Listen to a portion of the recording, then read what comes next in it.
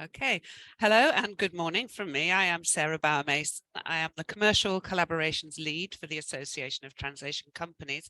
And we're here today to recommend to people how they can boost their export return on investment by the wise and justified use of translation services. We have an expert panel, as Jackie said, of both local language service providers and John Goldsborough from the DBT. So without more ado, I'm going to give you a brief overview of what the ATC says about translation and interpreting as language services for export.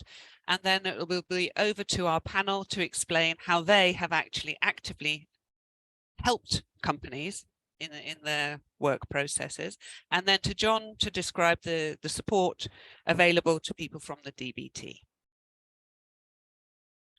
So over the past year, the Association of Translation Companies have worked with the CBI, Going Global, and to some extent with the Department for Business and Trade to try and get the message out there that language and language services and language capability can help companies wishing to export. This specifically has a focus on small and medium enterprises, because the Association of Translation Companies commissioned a study by a PhD student at Aston Business School. She looked at 415 UK small and medium enterprises, and her findings were that those companies that have language capabilities in-house or who use language capabilities from an outside provider are 30% more successful in exporting than those who do not. Okay, and to people who know languages, that's not a surprise, but to many people in the UK who believe the world speaks English, it's quite an impressive difference, 30% more success by using languages. Okay, so what exactly is language capability? Well, it's a wide range of ideas. There's a lot of data and number crunching behind this model, but basically, if you invest in the things on the left-hand side of this image, you will get more of the things on the right-hand side. So basically, having cultural awareness of where you're trying to sell your products or where you're trying to sell your services, having some amount of competence in the language of that country, being willing to invest in maybe website development, maybe training languages, maybe hiring a bilingual secretary in-house, training your staff to deal with different languages, and being aware of the technologies that are out there that can really help and really boost the impact of your messaging. And if you are willing to invest in this side, you will get better export orientation. You will be able to network better with your other markets. Your sales will be based on the messaging that you've got and the values that you're pushing out there. Your export sales should grow, and your profits obviously go hand in hand with that. There was a study done by NIMSI, who are a big research company who are leaders in the language services field. And they found that when looking at online sales, 9 out of 10 people won't buy a product if it's not in their native language. And I have to say, I have personal experience of this. I was buying my daughter an electronic piano, and I can just about read German. So I was going to German websites because they were considerably better economic offer. And I was happy to read the product descriptions and to put them through Google to know that that product had what I needed. But when I got to the payment page, I wasn't happy. It didn't look like the payment page should for me as an English speaker. And so I wasn't happy to click on my nearly £1,000 disappearing into the ether. So while people might browse, they might look, there are certain parts where you do need to have the information in their native language, or they're not going to go with you. Now, from our point of view, we believe that translation is an easy win. Okay. With this, you can boost your impact with other markets simply by reviewing your content, looking at your market and its languages, and finding yourself a translation partner to work with. Now, the ATC offers two tools. There's a Talk Global Advisor tool where companies can set up a profile for the size of the company, what they're selling, where they're selling, and it will give you advice on how to start your export journey looking for language services to support you. It helps you see how prepared your company is already, what in-house language capability you have, and then it helps you to plan what language capability you need. And in our research, we found that hundreds of high-performing export companies that were analysed, they were in retail, manufacturing, automotive, and financial services, and there were certain key factors they needed to have to be successful. And this tool will help you identify if you have those. Okay, so as far as we're concerned, language services, translation and interpreting are one of the easiest ways to unlock your return on investment in international markets, and ATC's member companies can help you do that. The second link on this page gives you a link to the ATC member directory, and you can get in contact with people local to you if you prefer to work locally, or you can look for particular services, find people who offer those. And ATC members, they are individual companies, but they do know each other, and if they cannot serve your purposes, they are likely to recommend you somebody who can. So they're a really good network of, well, experts of choice, as far as I'm concerned, for people on their export journey. In many cases, translation is a legal requirement. I know that in the translation of documentation for medical devices, for instance, every detail of the patient information leaflet, every detail of the product, every detail of the setup and use of the product has to be normally in all of the language of the European Union, which at the moment I think is 28 languages. If you're only marketing to one particular country within the EU, you would only have to have it in their language. But in many situations, you have to have your documentation in both English and the other countries' languages. So being able to handle that helps you immensely. Then the final point I had to make on this score is that translation is risk management. We have a lot of companies who talk to ATC members who say, oh no, we've got a partner company in such and such a territory who handles all our messaging for us. That is a big element of risk. If you're aware of any cultural differences, you will have built your product for a certain culture. You will have built it to be convincing to your original market. And you may well need to change that messaging in another market, and handing your hard-gained credibility over to somebody else to promote is quite a big risk process, and there are pitfalls there. So it can be difficult. For a case of an e-commerce company that had a very successful transition into export, there's a recording here on Spotify from Aston University of a company that via web presence had a great success in export abroad. And this is something really worth considering. Okay, so a recent article in a local Chamber of Commerce publication spoke a great deal about export and about rocking all over the world, promoting your stuff everywhere around the world. And while it mentioned the need to understand your potential new markets and how to reach them, the need to understand the culture of the new market, the need to have the local customs and regulations sorted up, and to have set up a fail-safe method of getting paid, it failed to mention languages at all. And it is a matter of fact that not the whole world speaks English. And even if they do, they often speak English in a functional manner, but not in a way that is a high enough level for negotiation, for explanation, for convincing clients to invest. Okay. They also mention digital presence, and they mention well-constructed and internationalized websites, but again, without mentioning that it might be a good idea to have this in the language of your target clients. Okay.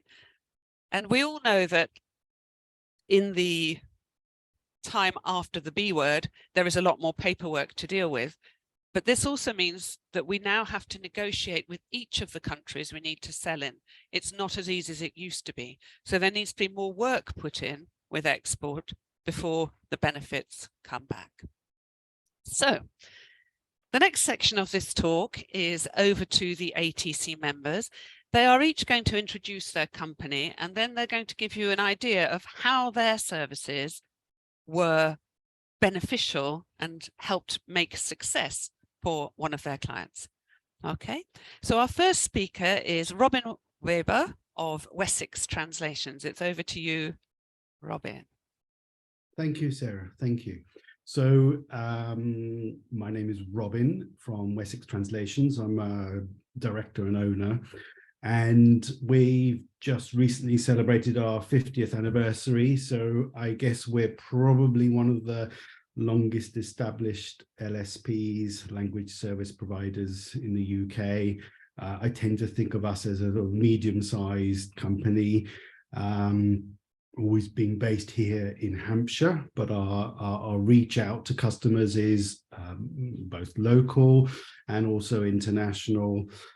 We are also the longest serving member of the Association of Translation Companies. Like many of our other ATC members, we have a broad range of customers. In the context of this conversation and exporting and selling, a good example, something we're working on currently at the moment, is we have a customer who had previously only ever worked in English, had decided to expand their international reach and launch a new localized website in some key markets. They asked us to partner up with a technology partner who provided a sort of hybrid solution for hosting websites, and we sort of became embedded with them and the customer, and sort of became responsible for our customer to sort of help manage the whole process. So we were taking the sort of some of the headache, dare I say it, about managing content. And when we talk about translations, and we certainly have one-off jobs, but a lot of the regular work with serious customers who want to engage with their customers, content is regular and content is being reused. And part of this process, this website included client portals, which they've never had done before. It's all localized with very specific localized training, which meant translating videos and providing voiceovers, and also user guides and standardizing translations. So that means terminology and reusing content. As I said earlier before, in our industry, we talk about translation memory tools. For anyone who's not familiar with that, it's essentially building up a database of content which you've already paid for, usually by a translation company, but not always necessarily.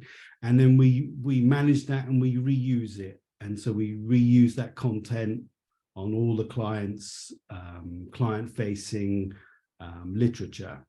That's a time-saving and money-saving sort of utility. So it means you're not paying for things 2, 3, 4, 5, 10, 100 times. So that's something we're doing for them. On the human sort of side, because the client is quite specialist, we found that we had to do a lot of research, very specific terminology research, because it was an industry which was English based, actually, and hence probably why they were always quite content in working only in English. And so we found a lot of work was needed on researching, and this meant working with their distributors and with their in-country agents, and we start building up a rapport, but also building up trust, and And I guess most importantly for the customer, building up a message and a way of communicating which made sense to their customers, the customer that they're selling to, rather than a literal translation that doesn't mean anything. And that service is okay for certain things, but for what my customer wanted, which ultimately was, and I quote what they say, an engaging user experience for their customers. So hopefully that is now what they get. And I think that's probably my time up. Thank you, Robin. That was great. Yeah, and I totally agree. We think that everyone speaks English and can get it, but making it engaging and making it meaningful is a different matter. Yes. Okay. So our next ATC company is Intonation, and we have Mireia San Jose to tell us about them. Hi. Hi, everyone. Good morning. And thank you, Sarah, for inviting me to this webinar. My name is Mireia San Jose, and I work at Intonation as Business Development Manager.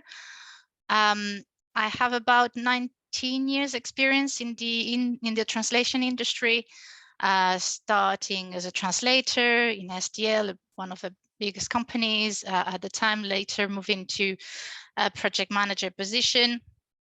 And I've done language coordinator positions, account manager roles, and in the last few years, I've focused on sales and business development, client services.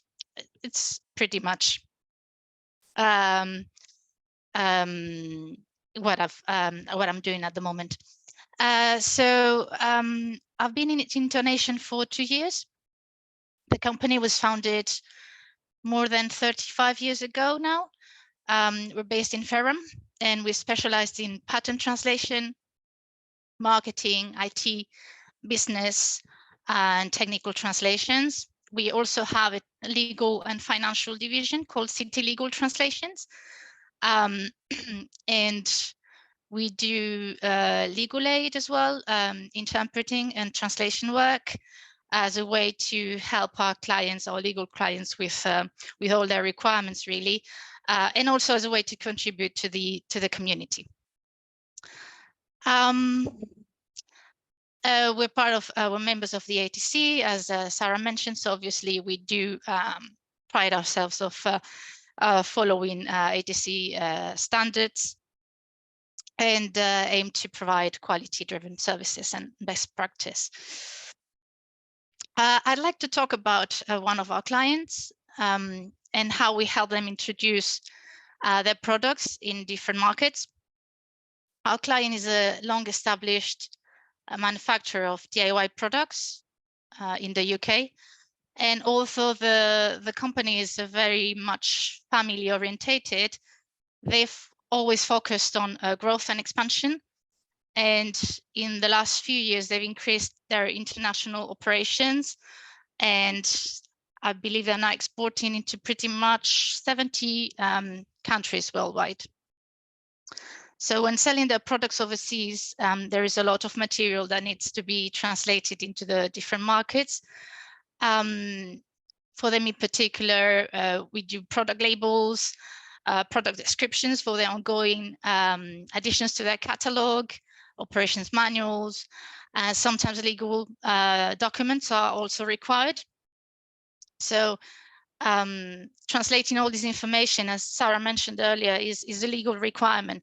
But the fact is that it really helps boost sales because at the end of the day, people like to buy products in their own, with information in their own language. So when handling this work for our client, we offer them our expertise with cost and time efficient solutions for them. Multilingual translation of technical content can really only be done efficiently by using computer assisted translation software, which we call in this industry CAT tools, and translation memories to keep consistency with terminology and repetitive text, as Robin from Wessex explained just a little earlier. as well. So we maintain translation memories for all the languages we do for our client, and we treat additions and updates efficiently by just charging for any new content. We have also allocated a team of dedicated translators for each language combination. And these translators were selected based on their specialization and technical knowledge.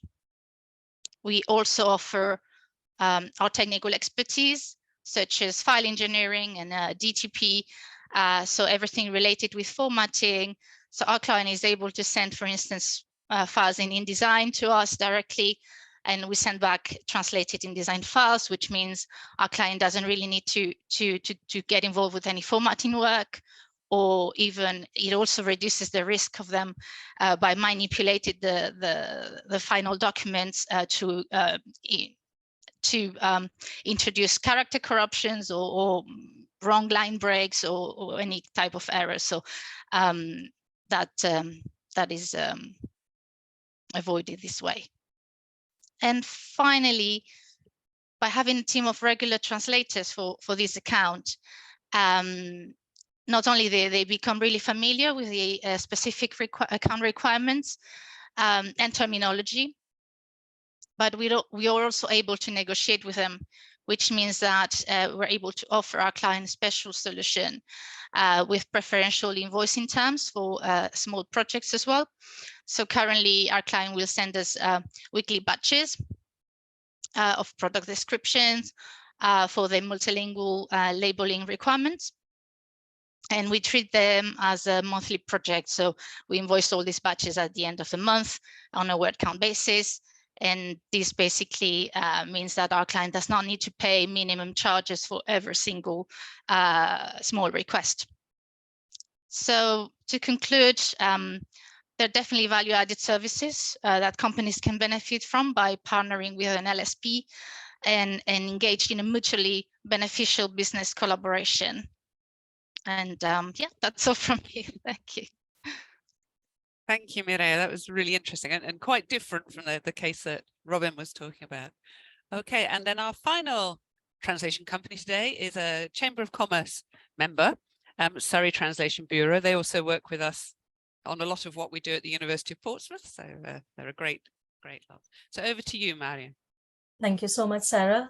Hello, everyone. My name is Maria, and I am the marketing manager at Surrey Translation Bureau, which is a multi-award winning triple ISO certified translation agency.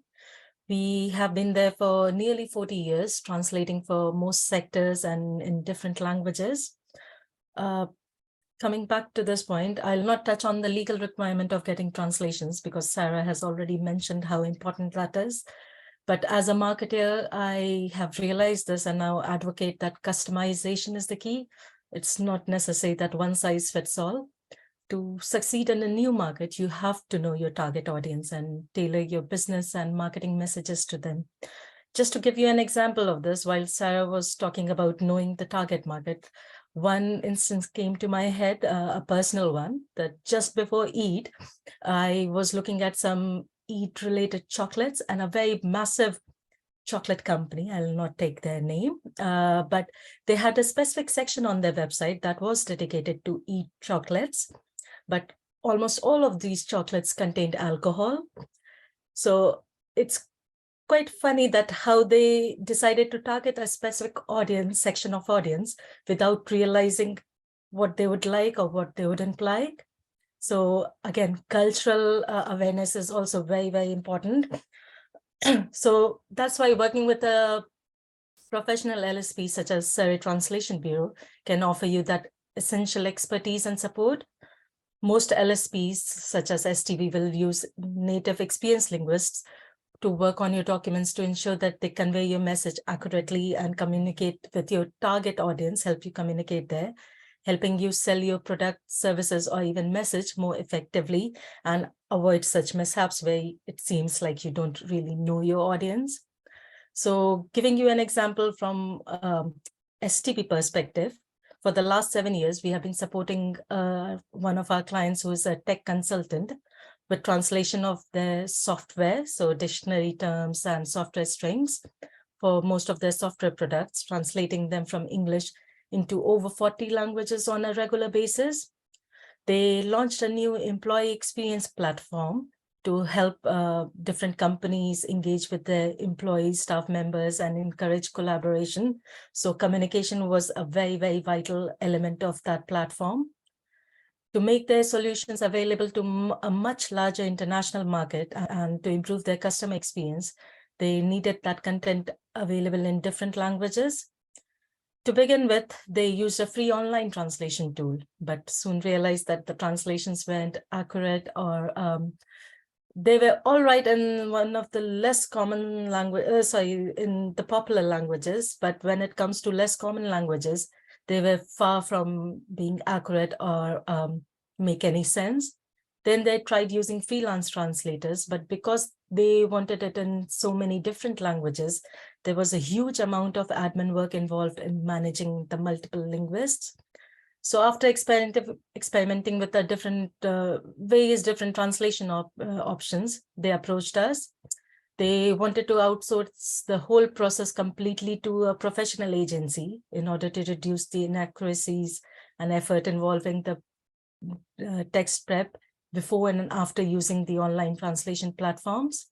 So we started with a few languages and then progressed to translating into 40 languages, including the popular ones like Spanish, German, French, and also the less common ones like Swahili, Amharic, Indonesian, and so many more. To keep the process quick and efficient, we had 40 linguists working simultaneously on the text to ensure that all the translations are delivered at the same time. In order to maintain consistency, we also strive to use the same team of native translators each time, as they are familiar with the client's expectations in terms of branding and style. So you all know that it's coming from the same company.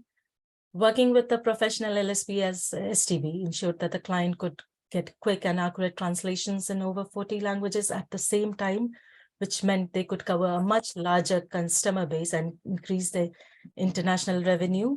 This wouldn't have been possible with their earlier approach of using online tools or freelance translators. They realized the importance of using LSPs, and now they have gone ahead with getting their website translated into German, and they have more languages in the pipeline as they see an increased traffic, website traffic from their target countries and an increase in their sales. So certainly working with professional agencies has a major merit to it, even if you see that there is a cost involved, but you have to weigh against the return on investment and see how much it will boost your export process. So yeah, that's it from my side. Thank you, Maria. That was really, really interesting. Yes, yes. Okay, and our final contribution this morning is from John Goldsborough of the DBT. I got that right. And he's going to talk to us about what is available. It still says DIT on my slide. Many apologies. The support that's available for exporters from the now DBT. Over to you, John. Thanks, Sarah. Good morning, everyone. Yes, now the DBT is actually an amalgamation recently of what was DIT, the International Department of International Trade, and the business-facing part of another government department, BES. So the idea being that the UK companies can now go for all their business needs, can go to one department. But within that, the old DIT is still active as the government promotion of international trade by UK-based businesses. And within that, then it has several activities. A more recent one has been the negotiation of trade deals, free trade agreements, identification of trade barriers, the support of UK export finance to be able to guarantee finance for trade deals, not just for the large multi-million, multi-billion projects, but also increasingly for much smaller orders, which SMEs are more likely to have. And then finally, it's the export promotion activities, and there are quite a lot of those. One of them is people such as myself, which is based here in the UK, called International Trade Advisors. And our role is to go out to companies, typically SMEs, and to help them to either start or to develop their exports. And we are advisors only, we are impartial. Our role really is to help companies understand, are they ready to export? Are they looking at going into the right markets? To help them put together a plan for that, to understand the resources they're likely to need. As one of my colleagues says, we're not afraid to call people's babies ugly. If they're not ready, then we'll tell them. But we'll also advise you as to what the best way is to get ready. Having done that, we also work with, and this is perhaps one of the lesser known secrets, jewels in the crown of the government. There are DBT, Department of Business and Trade, dedicated staff in over 100 markets worldwide. That's primarily in the embassies, the high commissions and consulates around the world. And their role is precisely that, to help UK-based companies looking to get into that market. So they can give them advice on the market, on the regulatory framework for that market. Or they can help them identify and introduce them to partners, clients. They can use the embassy facilities, the ambassador's residence, for example, very effective in terms of launching a product or of engaging and networking with potential clients. And also they can give them perhaps softer, but more as important as any, they can give them cultural advice, what to do and not to do in order to make the right impression, to avoid some of the pitfalls and to speed up their chances of success in that market. So it's a huge resource and a very useful one. We also offer events and trade missions, meet the buyer events. We bring buyers to this company, to this country, and we encourage companies to meet with them. Another service that we have provided in the past at the moment is being redesigned, and therefore I can't tell you what it's going to be, but is some form of support for companies to go to trade fairs, exhibitions around the world. These are increasingly important as companies use them either to make continuous contact with existing clients or to develop into new markets, to assess the relevance and the importance of those markets, the potential in them. As I say, we are reviewing what type of support that's going to be, and as soon as we have that, obviously we'll come out to market on that. Then there is the great.gov.uk website. There's a lot of information there, market guides, how to start exporting, how to put together an export plan, export opportunities, some of the events that we hold. And there's also, for those that are using online selling, there is an e-marketplace registry. So you can go in there, choose your market, choose your sector. It will show you the e-marketplaces. So not just the Amazons and the eBays, but some are much more specific, both sector and geographic specific. And in many cases, we, DBT, have negotiated an initial special deal for UK companies to get onto those marketplaces. Another service we've recently launched is the export support service. You can go fill in a form, it's online, but you will then get a person will come back to you. And it's a service we offer for companies wanting access to our trade teams in the different markets, or just simply to ask a question. How do I get my goods into this particular market? What are the customs requirements for this or that? What compliance might be needed as well. It also is there can link you to third-party service providers. So obviously we don't provide legal advice, we don't provide accountancy or whatever, but we know companies in those markets with whom we know UK companies have worked and have been successful before, and we have accredited them, and we can make those initial introductions to you as well. And finally, the other, the newer service we've launched is called the Export Academy. This is free for companies. It's primarily online. It's webinars, typically 1-hour webinars. And they're offering detailed instruction on all sorts of issues export related. So what are the customs procedures? How do I go about making sure that I get paid? How do I sell services as opposed to goods into export markets? Incoterms, there are 11 of them, and an enormous number of companies don't actually know more than 1 or 2. Digital marketing, and very specific things. For example, there's one coming up about the new requirements for product packaging into Germany. So all companies have to do is to register online for the Export Academy, and they will then get reminders of what's coming up. Encourage everybody to do that. It's a very useful resource. Just one other thing, I was just going to say that I agree entirely with what Sarah was saying. The whole issue of language is just simply ignored, or certainly put down the list of requirements. It is a great investment.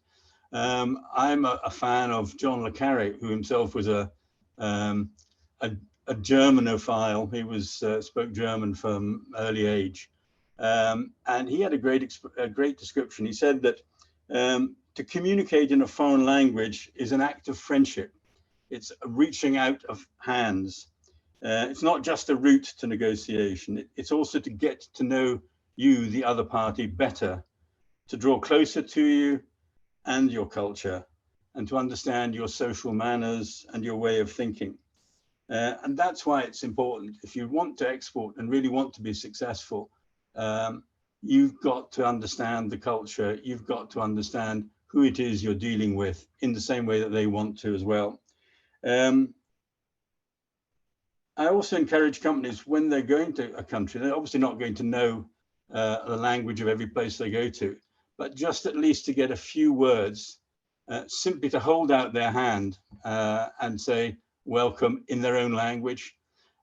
Also to ideally, not before they get on the plane, but just to read up something about the history and the recent history and the culture.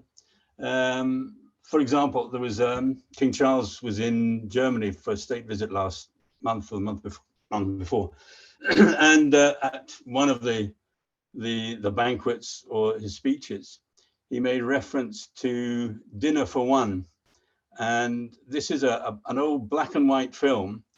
It's very German. It's a bit of German culture that is shown every New Year's Eve. It's a black and white English language comedy film, but it has become part of their tradition. And there's even a catchphrase, which is something like same procedure next year, which the Germans will use in their everyday conversation, and they'll know what it is.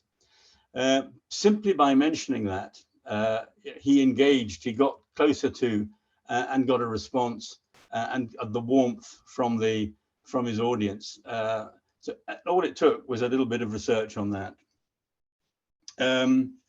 Other things, for example, if you're going to Australia, it's a bit like doing business in Europe in August. You don't go there between Christmas, New Year and Australia Day. And knowing these little facts helps to avoid some of the embarrassments or gaffes or waste of time. Thank you, John. I'm afraid I'm going to have to interrupt there because ding, ding, ding, your time is up. Good. Thank you. That was fantastic. Well, now I've got to stop my alarm going. There we are. Thanks ever so much. And yes, absolutely. Just a little bit of another language, just being polite in another language. It just makes a massive difference to how people feel about you. And basically, when we're doing business, we're building relationships of trust. So, that goes a long way to building some trust if they believe that you actually took an interest. Yes. And now finally, a little addendum from Jackie Highmore of the Chamber of Commerce. Thank you for hosting us today, and thank you for all your work bringing this webinar into being. Over to you, Jackie. Thank you. Not a problem at all. So yes, I'm Jackie Highmore from Hampshire Chamber of Commerce, and I thought I would just give just a couple of moments to introduce the Chamber to you. We are a county chamber, Hampshire Chamber of Commerce. We have 2 offices in Hampshire, one in Basingstoke and our head office in Fareham. Hampshire Chamber of Commerce is a membership organisation, so we represent businesses in the county, and through the membership we offer services, so networking, representation, but one for me is the international trade service.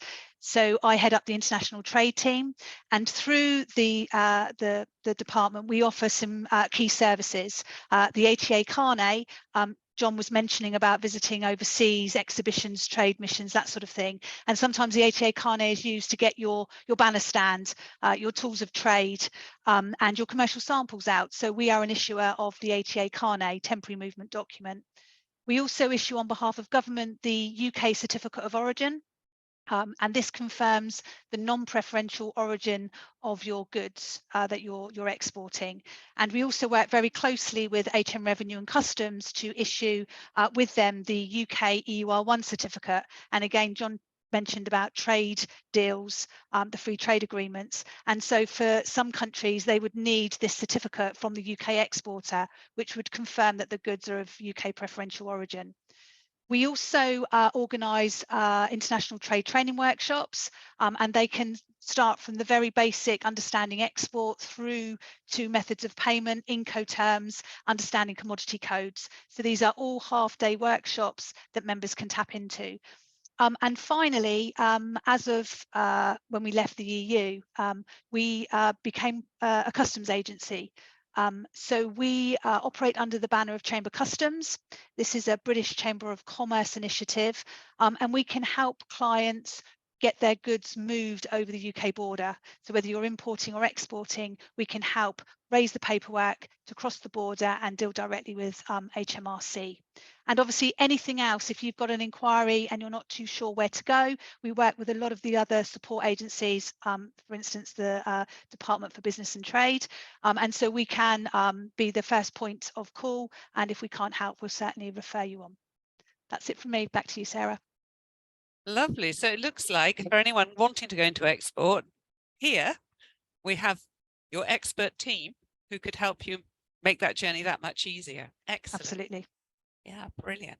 Okay, so the final slide I have of any meaning is a report from the British Academy Going Global, which basically says what we've said over and over again during the process of this meeting, which is that people in the UK who are exporting do have issues. Non-exporters will say, 62% of them will say that language barriers stop them exporting, and 55% will say that cultural barriers stop them exporting.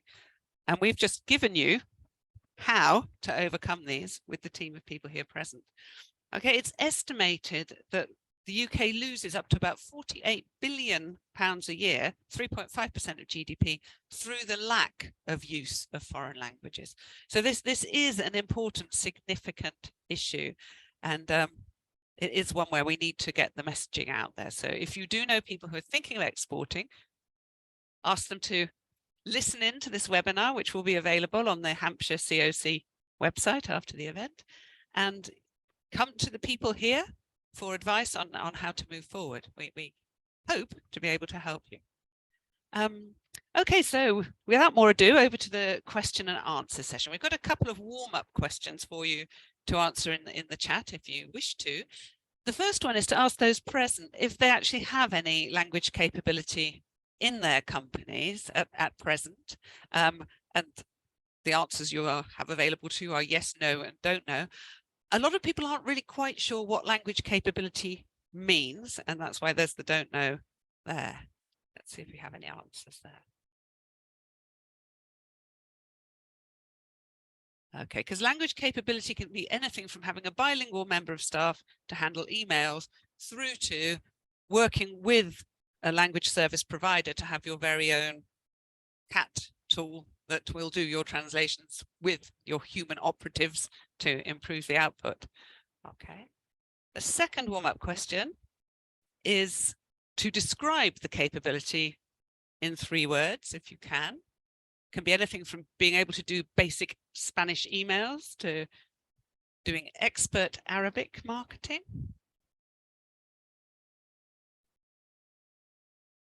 Okay, it looks like a couple of people had to leave the meeting for other meetings.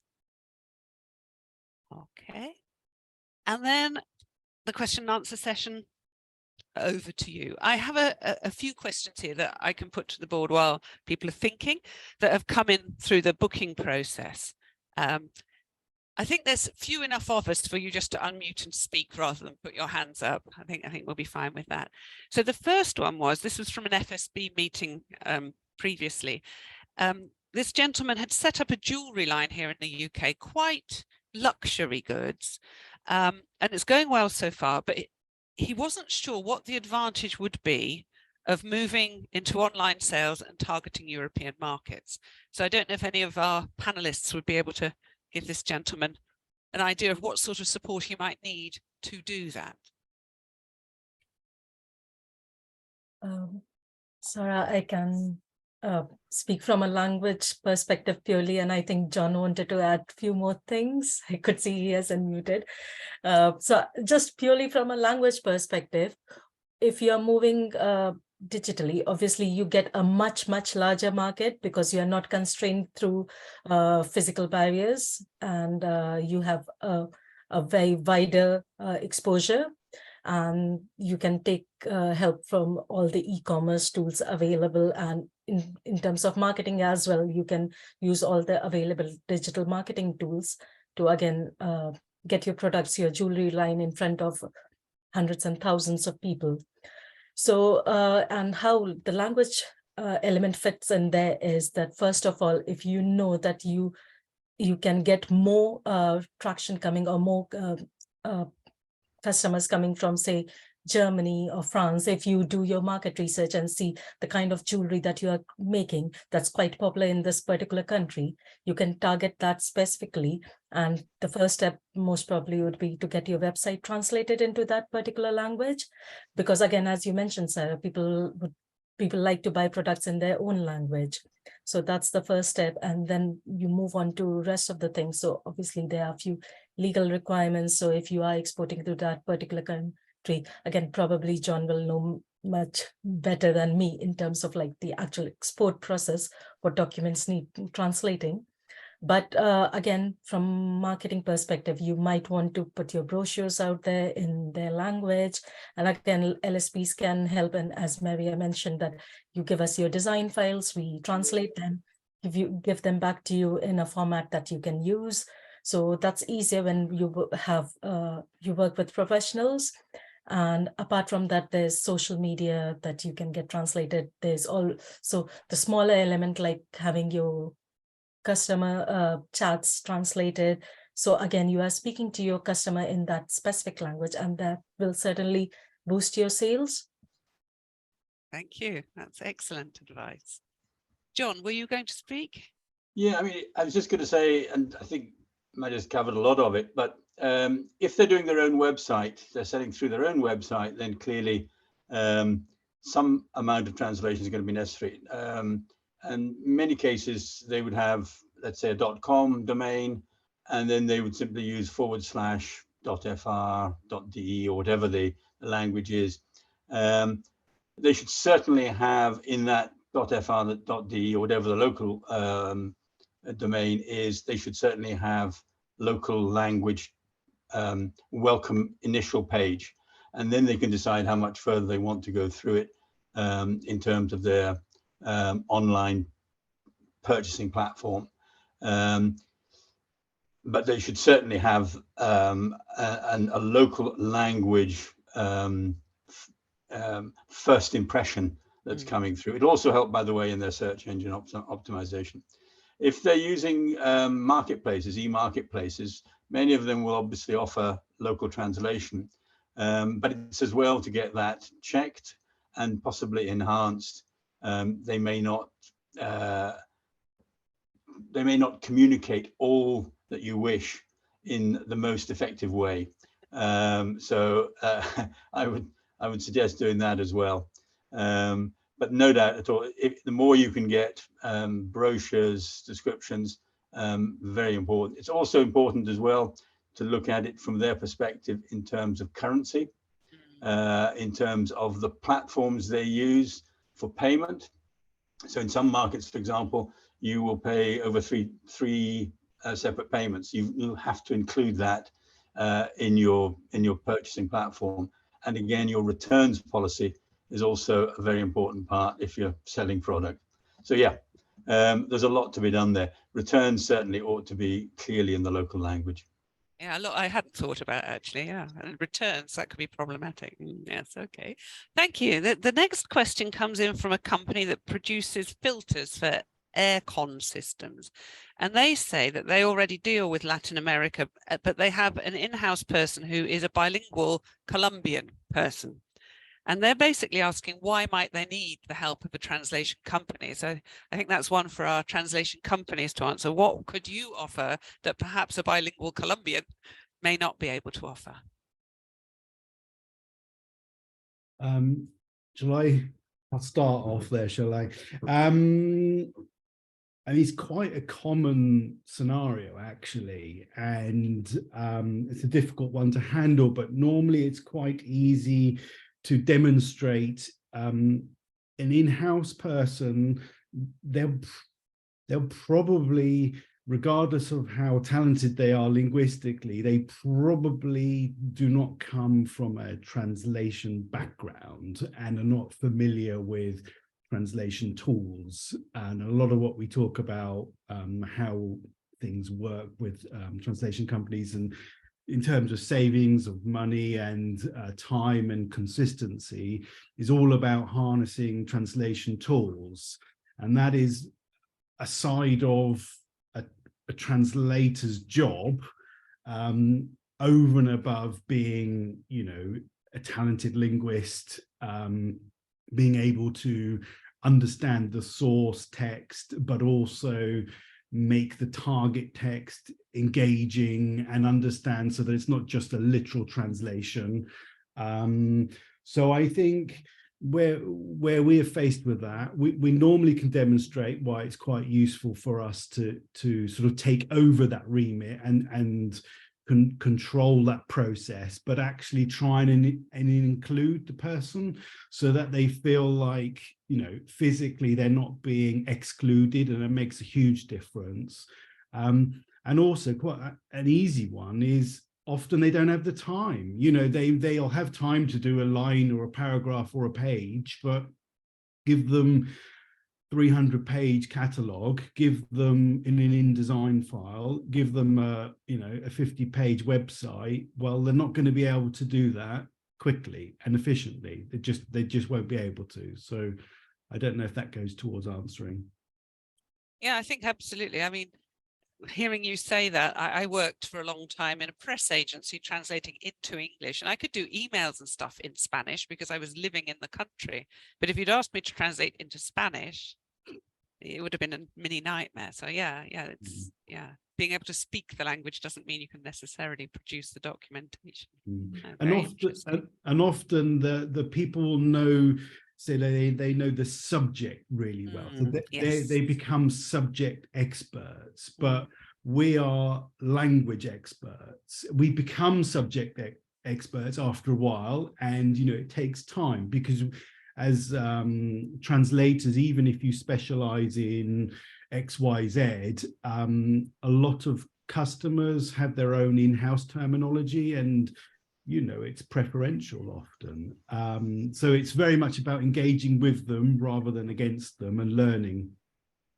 Okay, yeah, I like the idea of having the person as a consultant as well, because they obviously will know the terminology. Yeah, John, did you have something to add? Yeah, I lived and worked for 10 years in Brazil, and I can't tell you how many times I heard people coming in and saying that they speak Spanish in Brazil. So that's a sort of the basic start point.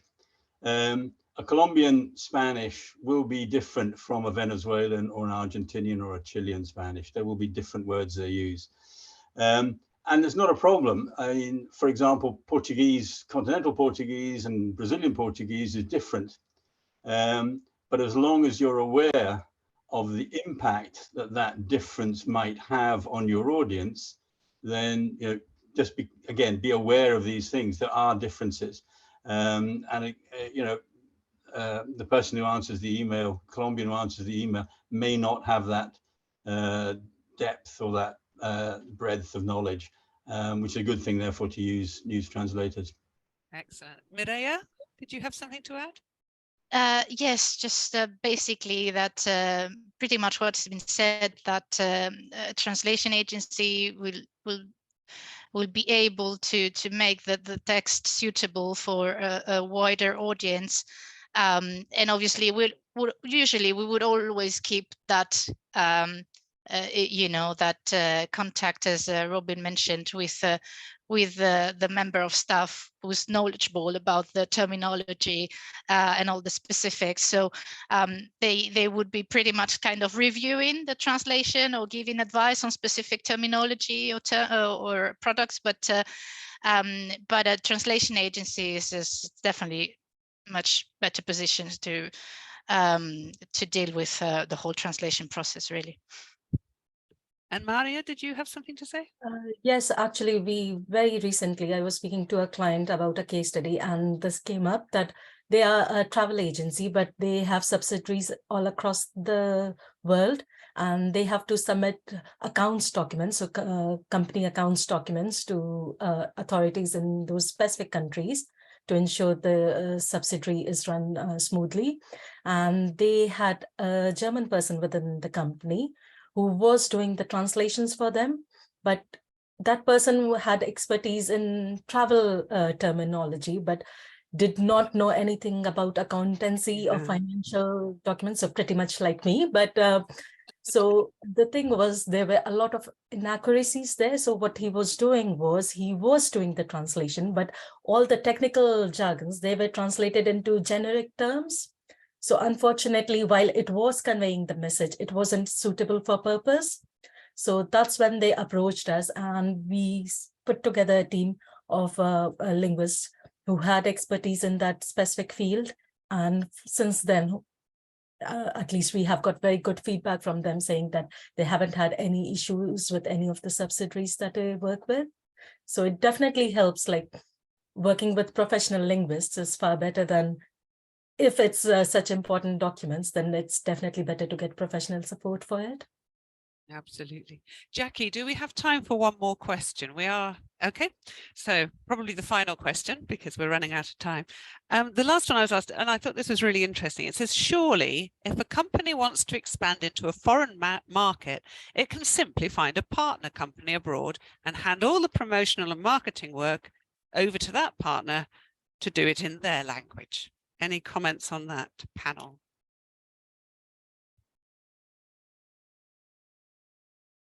Go on then. I think control is something to talk about here. We've had customers come back to us and say, actually, we want you to continue with these translations. We tried outsourcing it to somebody local, and we found that, you know, the message that was important to our customer wasn't being translated appropriately. You know, translations are subjective anyway, but they strayed, let's say they strayed too far away from the original.